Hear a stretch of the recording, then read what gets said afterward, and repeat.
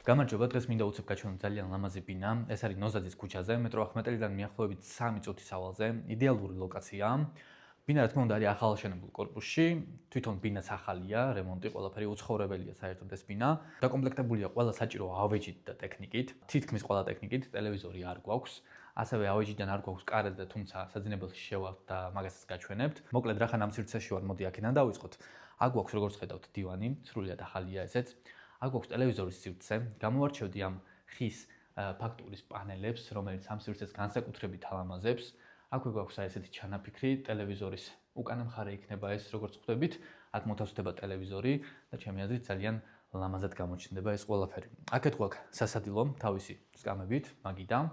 ეს არის კუნძული, რომელიც თითქმის იმეორებს იატაკის დიზაინს, რაც ჩემი აზრით ძალიან კარგად ჩნდება საერთო ინტერიერში. ეს არის სამზარეულო, ჩაშენებული ტექნიკით.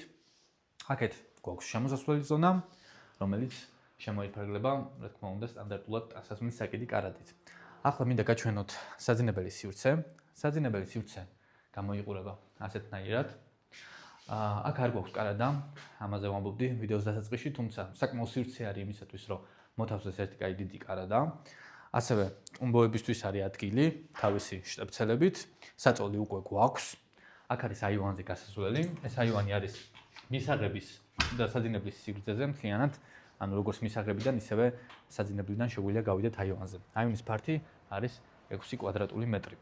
ახლა შევიდეთ ისევ ბინაში. როგორც ხვდებით, ბინა არის პირველ სართულზე. შევიდეთ ისევ ბინაში და გაჩვენებთ სველ წერტილს.